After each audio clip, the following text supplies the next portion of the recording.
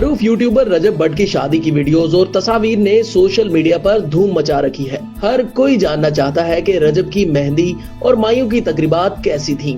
दुल्हा दुल्हन ने किस रंग के कपड़े पहन रखे थे। तो आपको बताते चलें कि रजब भट्ट की शादी में ऐसा रंग जमा के देखने वाले हैरान रह गए।